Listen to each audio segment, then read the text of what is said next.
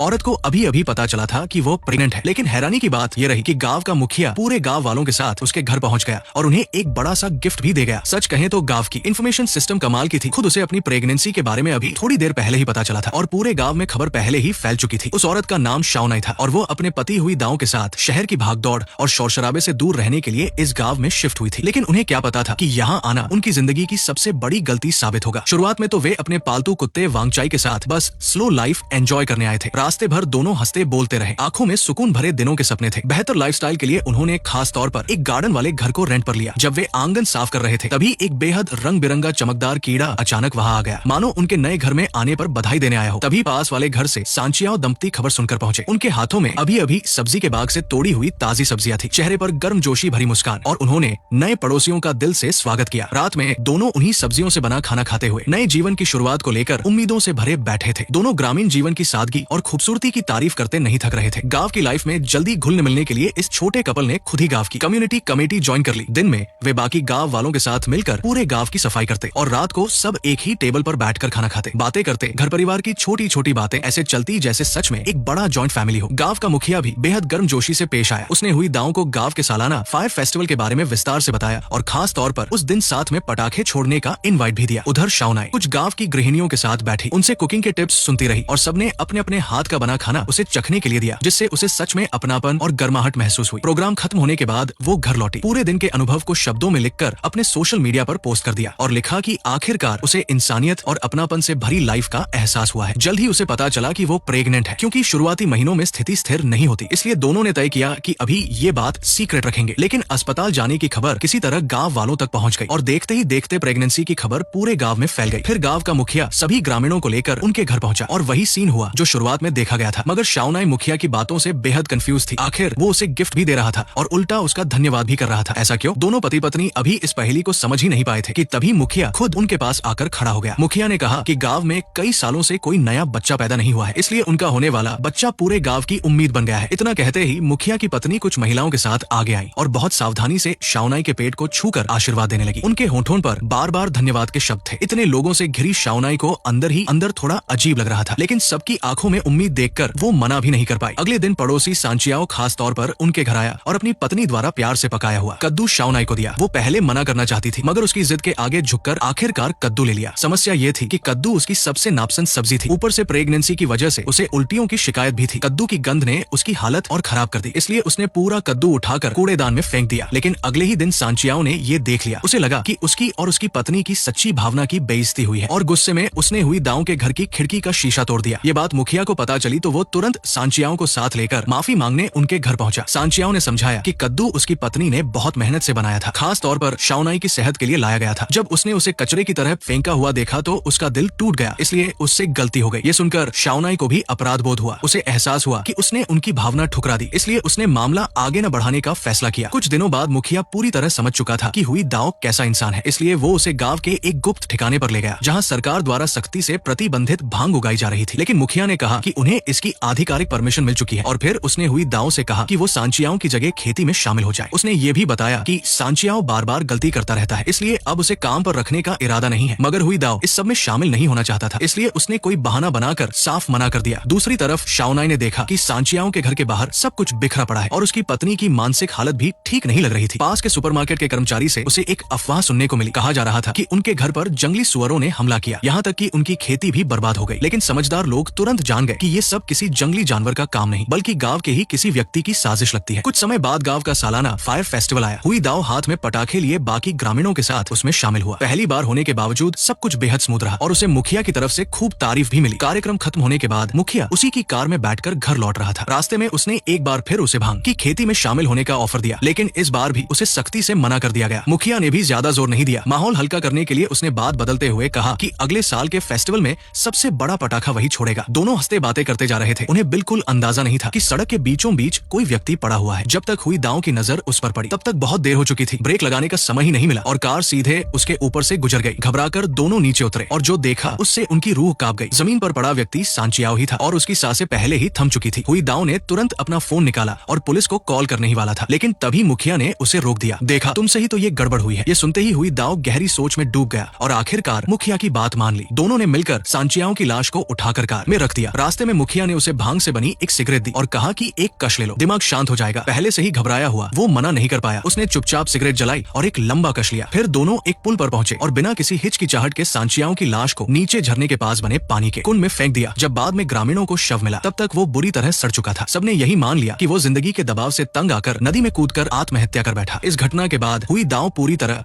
मुखिया के शिकंजे में आ गया। उसने इसी बात को पकड़कर उसे ब्लैकमेल करना शुरू किया और मजबूरन उसे भांग की खेती में शामिल होना पड़ा। उसके हाथ में काम आने के बाद फसल और भी तेजी से बढ़ने लगी, यहाँ तक कि खेत में बहुत सारे केंचुए भी दिखने लगे। खेती करने वाले जानते हैं जहाँ केंचुए होते हैं वहाँ मिट्टी बेहद उपजाऊ होती है और पैदावार भी ज्यादा मिलती है। समय बीतते ही शाओनाई ने एक बेटे को जन्म दिया। पूरे गांव के लोग बधाई देने उनके घर उमड़ पड़े। हर कोई बच्चे को गोद में लेने के लिए उतावला था। मुखिया की पत्नी तो खुद ही घर के सारे काम संभालने लगी ताकि शाओनाई सिर्फ बच्चे की देखभाल पर ध्यान दे सके। और हुई दाव दिन रात ग्रीन हाउस में खेती में लगा रहा। तभी एक रात उसे लगा जैसे कोई परछाई शेड के बाहर खड़ी है, मगर वो सिर्फ एक बुरा सपना निकला। इसके बावजूद सांचियाओं की याद उसके दिमाग से मिट नहीं रही थी। उसकी मौत एक ऐसा बोझ बन गई थी जिसे वो चाह कर भी भूल नहीं पा रहा था। कुछ दिनों बाद एक रात शाओनाई ने शिकायत की कि वो अब और मुखिया की पत्नी को घर में मदद के लिए नहीं रखना चाहती। वो खुद बच्चे और घर दोनों संभाल सकती है। लेकिन हुई दाव का नजरिया अलग था। उसका कहना था कि एक माँ का काम सिर्फ बच्चे पर ध्यान देना है, बाकी सबकी चिंता करने की जरूरत नहीं। यहाँ तक कि उसने उसे नौकरी छोड़ देने की सलाह भी दे दी ताकि वो पूरी तरह बच्चे को संभाल सके। ये सुनते ही शाओनाई को बेहद गुस्सा आया और उसने उसे उसके मर्दवादी सोच के लिए डांट दिया। तब जाकर हुई दाव को एहसास हुआ कि उसकी बात गलत थी। इसलिए उसने मौका देखकर मुखिया से छुट्टी मांगी और तय किया कि कुछ समय घर पर रहकर शाओनाई के साथ रहेगा। मुखिया ने बिना किसी आपत्ति के तुरंत मंजूरी दे दी। लेकिन आने वाले दिनों में अजीब घटनाएं होने लगी। जब शाओनाई सुपरमार्केट गई तो उसने महसूस किया कि गांव वाले उससे जानबूझकर दूरी बना रहे हैं। जब वो बिल देने काउंटर पर पहुंची तो कर्मचारी ने सामान वापस शेल्फ पर रख दिया, मानो उसे कुछ बेचना ही न हो। घर लौटने पर उसने देखा कि उनके आंगन में किसी ने जानबूझकर कूड़ा फैला दिया था। बिल्कुल वैसा ही दृश्य जैसा पहले सांचियाओं के घर पर हुआ था। इससे भी ज्यादा डरावनी बात ये थी कि उनके कुत्ते वांगचाई को किसी ने कीटनाशक खिला दिया था। शुक्र था कि समय रहते इलाज मिल गया और उसकी जान बच गई। इन सब संकेतों से साफ था कि कोई उन्हें निशाना बना रहा है। हुई दाव के दिमाग में तुरंत शक गया कि शायद इसके पीछे मुखिया ही है और सच भी यही निकला। उसने जानबूझकर ये सब करवाया था ताकि वो फिर से भांग की खेती में लौट आए। इसलिए पहले ही गांव वालों को कह दिया गया था कि वे इस दंपति को नजरअंदाज करें। मजबूर होकर उसे दोबारा उसी काम पर लौटना पड़ा। इस पूरे मामले से शाओनाई को अब तक अनजान रखा गया था, लेकिन उसकी तेज नजरें पहले ही कुछ गड़बड़ महसूस कर चुकी थी। उसने चुपचाप उसका पीछा किया और आखिरकार उस गुप्त जगह तक पहुंच गई जहां भांग उगाई जा रही थी। बिना एक पल गवाए उसने तुरंत पुलिस को फोन कर दिया, मगर जो हुआ उसकी उसने कल्पना भी नहीं की थी। जो पुलिस मौके पर आई वो दरअसल मुखिया के साथ मिली हुई थी। पुलिस ने कहा कि यहाँ भांग उगाने की आधिकारिक अनुमति है। ये सुनकर उसके शक दूर होने के बजाय और गहरा गए। अगर सब कुछ कानूनी है तो उससे छुपाया क्यों गया? उसी रात जब हुई दाव घर लौटा तो उसने सीधा सवालों की बौछार कर दी। तब जाकर उसे पता चला कि उसे मुखिया द्वारा ब्लैकमेल किया जा रहा है। लेकिन आखिर किस बात को लेकर ये सच अभी भी छुपा हुआ था। लेकिन हुई दाव ने सच बताने की हिम्मत नहीं की। तब शाओनाई ने फैसला किया कि वो बच्चे को लेकर गांव छोड़ देगी, मगर उनकी कार अभी गांव की सीमा तक पहुंची भी नहीं थी कि पुलिस ने रास्ता रोक लिया। मुखिया ने तो हद ही कर दी। उसने बच्चे को छीनकर बंधक बना लिया और धमकी दी कि अगर उसने गांव में भांग की खेती की बात बाहर बताई तो बच्चे को नहीं लौटाया जाएगा। फिर उसे सीधे हिरासत में बंद कर दिया गया। मुखिया ने कहा कि ये सब गांव को बचाने के लिए किया जा रहा है। अगर खेती न हो तो गांव वाले रोजगार के लिए बाहर चले जाएंगे और आखिरकार पूरा गांव खत्म हो जाएगा। इसके बाद उसने एक वीडियो चलाया जिसमें हुई दाव की कार सांचियाओं को कुचलती हुई दिख रही थी। तभी उसे समझ आया कि उसके पति को किस बात से ब्लैकमेल किया जा रहा था। लेकिन सच्चाई इससे भी ज्यादा डरावनी थी। असल में कार से कुचलने से पहले ही सांचियाओं मर चुका था। इस सब की शुरुआत तब हुई जब मुखिया ने